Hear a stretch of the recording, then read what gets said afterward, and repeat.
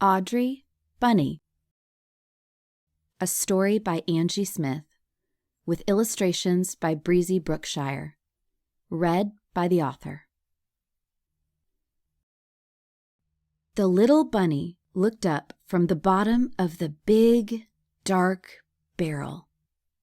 She wondered if she would ever be chosen. Months had passed as Bunny waited and watched and waited. She was once one of 12 bunnies, but now there were only 2. A few days earlier, a little girl had come to the shop, and Bunny had tried as hard as she could to look perfect.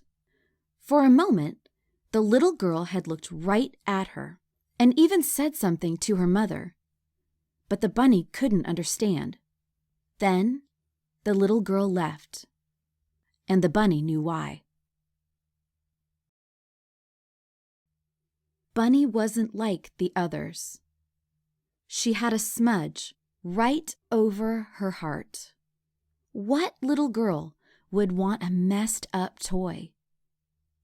The mark had been there for as long as Bunny could remember, and she knew it wouldn't come off. Other children had tried to remove it. When they saw that they couldn't, they set her back down and chose another toy. What happened to bunnies that were never chosen?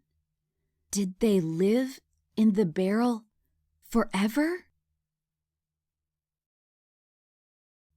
Just then, the shop's door chime rang. "Hello, may I help you?" the shopkeeper asked. "Yes, ma'am. Today is my birthday, and I'm here to choose a toy. May I take a look?" "Of course." She pointed to where Bunny and the other toys were located. Bunny peeked over the animals in the barrel.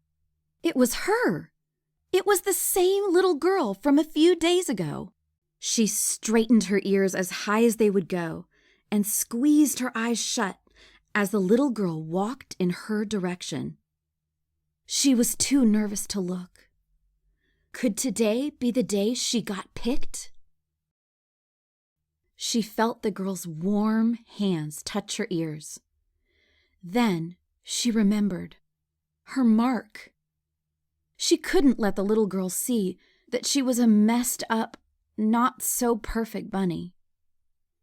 As Bunny was lifted out of the barrel, she let her arm fall just so it covered the mark over her heart.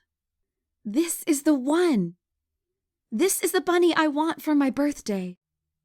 She hugged the bunny to her chest, and Bunny loved her right away. "May I have her, Mother?" Her mother nodded. "Oh, what shall I name you? Or do you prefer Bunny?" Caroline giggled. Bunny considered the question. She never dreamed she would have a real name. "I know. I will call you Audrey. It was my grandma's name, and I've always thought it was perfect. Audrey Bunny." Bunny felt her heart warm as she looked over Caroline's shoulder. If she could only keep her mark hidden, Caroline might actually believe she was perfect too. That night, when it was time for stories and warm milk, Caroline hugged Audrey tight and tucked her into the covers. As soon as Caroline went to brush her teeth, Audrey pulled them up just a little higher to cover her mark. When the lights went out, Caroline smiled. "I love you, Audrey Bunny." "Oh, sweet Caroline," Audrey thought. "I love you, too." "Wake up, Caroline," Mother called. "Today we are going to the lake." "Oh, Audrey, you will love the lake. We will have to find you a beautiful swimsuit." Caroline smiled and ran to change. "Oh, no. My mark," Audrey thought. "Well, you silly thing," Caroline exclaimed when she came back. "How did you manage that?" She bent low and scooped up Audrey kissing her as she tucked her in the bag. Audrey's secret was safe for today. Caroline made Audrey feel like she was alive. Every day, after Caroline left, Audrey would watch through the window until the big yellow bus stopped out front again. She felt her heart get warmer as the footsteps came closer up the stairs until the doorknob turned. Then they would play. Sometimes they had tea. Some days they read books. Sometimes they played dress up. They could be nurses, ballerinas, or adventurers. But it was always the two of them. And Audrey was happier than she ever thought she could be. "I love you, Audrey Bunny," Caroline whispered. "And I love you, sweet Caroline," Audrey thought. One afternoon, Caroline propped Audrey up on her bed and smiled big. "Tomorrow will be a special day," Caroline whispered to her. "You won't stay home with Mother. You will go to school with me and meet my friends." Audrey listened. "It's called Show and Tell." Caroline rubbed Audrey's bunny ears. Audrey had never met Caroline's friends before, and it might be exciting to ride in the big yellow bus and go to a new place. She wanted to make Caroline proud. That night, while Caroline slept, Audrey watched the moon and thought about how her life had changed.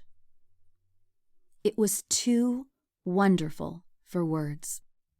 "You're late," Mother called. "Hurry and get up, Caroline." Oh dear." Caroline jumped out of bed and scrambled to find her clothes. She ran to the bathroom and brushed out a few tangles before her mother called again. "Caroline, the bus is coming." Audrey sadly watched Caroline jump down the hallway while trying to put on her shoe. It was show and tell day, and Caroline had forgotten her. She wanted to call out the window to stop the big yellow bus, but she didn't see Caroline. Suddenly, Audrey heard footsteps again, running up the stairs, down the hallway, and there she was. Caroline pulled Audrey from the covers and held her close. For a moment, Audrey felt relief, but it didn't last long. As Caroline tucked Audrey in her backpack, she remembered, "My mark! There is nothing to cover my mark." Audrey watched the house get smaller and smaller as Caroline walked down the sidewalk and up the big bus stairs. Caroline took her seat beside a bubbly little girl. "Not until we get to show and tell," Caroline said, closing the zipper on her backpack. The little girl giggled with excitement, but Audrey began to cry. Audrey wiped at the smudge. Why couldn't she be perfect? It was only a matter of time before Caroline saw her mark and returned her to the store. "I love you, sweet Caroline," she whispered to the dark. Audrey could hear the other children talking now. She just wished she could explain everything to Caroline before she pulled her out, before everyone saw that she wasn't perfect. But it was too late. The backpack was being lifted up in the air and now tipped on its side. Audrey heard Caroline say something about April 7th, the day Caroline had picked her out at the store. Then Audrey heard the zipper unzip, and she froze. This is my Audrey Bunny. With warm hands around her ears, Audrey was pulled high in the air. It reminded Audrey of her first day with Caroline, those hands lifting her out. The kids were all staring at her. "I see it!" a boy in the back exclaimed. "I do too," said another. "May we look closely?" a little girl asked. The teacher nodded, and they all gathered around Audrey, taking turns, touching her mark. The mark. Oh, it was too terrible to be real. She would always love her Caroline, even from the bottom of that deep, dark barrel. So your mother told you that if she was meant to be yours, she would still be there? Another girl asked, running her finger along the mark. Yes, and as soon as I saw her, I knew that she was my bunny. Oh, Caroline, if only you knew. Slowly, and as tenderly as that first day, Caroline looked right into Audrey's eyes. Then she lifted up her bunny ear and whispered, "I've always known, Audrey Bunny. The spot over your heart made you beautiful to me." Caroline's eyes glistened as she finished. "I chose you, Audrey, and I love you more than you could ever know." Audrey stared at Caroline and tried to take in her words. She didn't need the bandages or silly clothes to hide the mark. Those hands, they had known all the while. It wasn't a secret she had to keep. It was the reason she was chosen to begin with. As the children finally made their way back to their seats, Audrey sat up taller than she ever had before. There would be no going back to the barrel, no more tears, and no more hiding what made her different. Caroline loved her just as she was. Audrey smiled and rested her head on Caroline's shoulder. "And I love you, my sweet Caroline."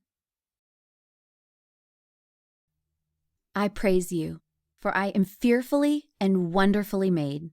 Wonderful are your works. My soul knows it very well. Psalm 139:14.